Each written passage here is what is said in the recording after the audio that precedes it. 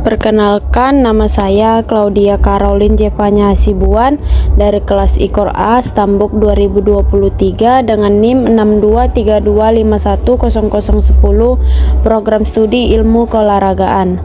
Di sini saya ingin mempresentasikan analisis biomekanika dalam futsal dan latihan untuk kekuatan dan fleksibilitas untuk memenuhi ujian akhir semester mata kuliah biomekanika olahraga. Definisi futsal. Futsal adalah olahraga sepak bola dalam ruangan dengan permainan cepat, lapangan lebih kecil, dan jumlah pemain yang lebih sedikit dibandingkan sepak bola lapangan.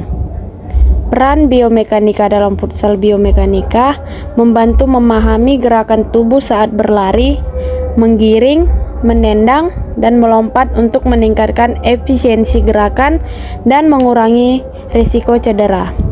Tujuan materi yang pertama yaitu menganalisis gerakan utama dalam futsal berdasarkan prinsip biomekanika. Yang kedua, menjelaskan faktor biomekanika yang memengaruhi performa pemain. Dan yang ketiga, memberikan contoh latihan untuk meningkatkan kekuatan dan fleksibilitas. Prinsip biomekanika dalam futsal. Yang pertama, hukum Newton dalam gerakan pemain. Hukum 1 atau inersia. Pemain dan bola akan tetap bergerak kecuali ada gaya luar atau dorongan, gesekan, atau tabrakan dengan lawan. Hukum 2 atau percepatan. Kecepatan pemain meningkat jika gaya yang diberikan pada tanah lebih besar. Contohnya yaitu semakin kuat mendorong tanah saat sprint, semakin cepat lari. Hukum 3, aksi atau reaksi. Saat pemain menendang bola, ada gaya reaksi yang diterima kaki. Dan yang kedua itu ada momentum dan gaya dorong. Momentum berperan dalam mempertahankan kecepatan saat berlari. Gaya dorong dari tanah atau ground reaction force menentukan kecepatan dan keseimbangan pemain. Sudut dan rotasi dalam tendangan. Efek Magnus membuat bola berbelok saat ditendang dengan putaran tertentu. Biomekanika berlari dalam futsal. Yang pertama, analisis gerakan lari di futsal. Futsal memerlukan lari cepat dengan perubahan arah yang sering dibanding sepak bola biasa.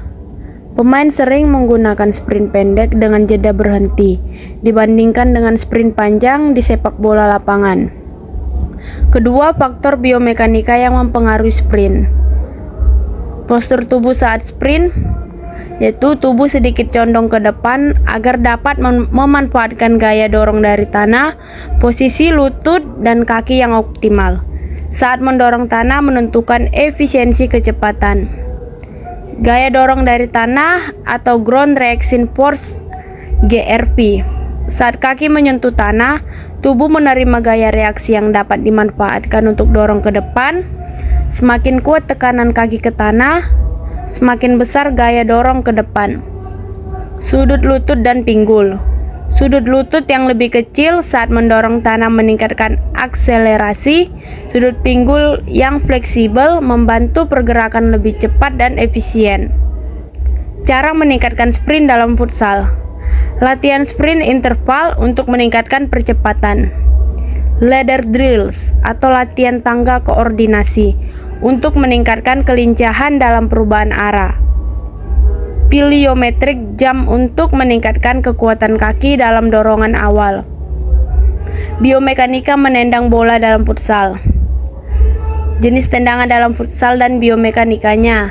Tendangan dengan punggung kaki atau instep kick digunakan untuk tendangan keras dan jarak jauh. Menggunakan sudut ayunan kaki yang besar untuk meningkatkan momentum. Tendangan dalam kaki atau inside foot pass digunakan untuk umpan akurat dan tembakan jarak pendek. Sudut ayunan lebih kecil namun kontrol bola lebih tinggi. Dan yang ketiga, tendangan luar kaki atau outside foot shot digunakan untuk menciptakan efek putaran pada bola. Gaya rotasi bola membantu membelokkan arah bola atau efek Magnus. Faktor biomekanika dalam tendangan. Sudut ayunan kaki Semakin besar ayunan, semakin besar kecepatan bola. Titik kontak dengan bola menentukan arah bola, atas, bawah, samping. Keseimbangan tubuh. Postur saat menendang berpengaruh terhadap kekuatan dan akurasi. Cara meningkatkan kekuatan tendangan. Squat dan lunges untuk memperkuat otot paha dan betis. Latihan teknik tendangan dengan variasi. Sudut untuk meningkatkan akurasi dan kekuatan. Biomekanika menggiring bola dalam futsal. Prinsip biomekanika dalam dribbling. Pusat gravitasi rendah membantu keseimbangan saat melakukan gerakan cepat. Gaya gesek antara kaki dan bola mempengaruhi kontrol bola. Momentum tubuh menentukan kelincahan dalam menghindari lawan. Faktor biomekanika yang mempengaruhi dribbling. Sudut kontak kaki dengan bola, semakin kecil sudutnya, semakin dekat bola dengan kaki. Kecepatan perubahan. Kecepatan perubahan momentum. Perubahan kecepatan mendadak membantu mengecoh lawan. Koordinasi mata dan kaki, meningkatkan akurasi gerakan bola. Cara meningkatkan dribbling. Latihan dribbling zigzag untuk meningkatkan kontrol bola. Latihan perubahan kecepatan mendadak untuk meningkatkan kelincahan. Biomekanika lompat dan mendarat. Analisis biomekanika lompat. Dorong awal kuat dari otot kaki meningkatkan tinggi lompatan. Ayunan tangan membantu meningkatkan momentum ke atas. Keseimbangan tubuh di udara menentukan pendaratan yang aman. Faktor biomekanika dalam pendaratan. Menekuk lutut saat mendarat untuk menyerap tekanan. Distribusi berat badan yang merata mengurangi resiko cedera. Latihan untuk meningkatkan lompat dan pendaratan. Plyometric jump untuk kekuatan dorongan. Box jump untuk latihan eksplosif. Cedera yang sering terjadi dan pencegahannya. Jenis cedera umum dalam futsal yaitu cedera lutut akibat perubahan arah tiba-tiba, cedera pergelangan kaki akibat tumpuan yang salah, cedera hamstring akibat sprint mendadak. Dan cara mencegah cedera yaitu pemanasan sebelum latihan untuk meningkatkan fleksibilitas otot, latihan keseimbangan dan stabilitas untuk mengurangi resiko cedera, teknik pendaratan yang benar untuk mengurangi tekanan pada sendi. Demikian penjelasan tentang analisis biomekanika dalam futsal dan latihan untuk kekuatan dan fleksibilitas. Jika ada kesalahan dalam tutur kata, mohon dimaafkan. Terima kasih.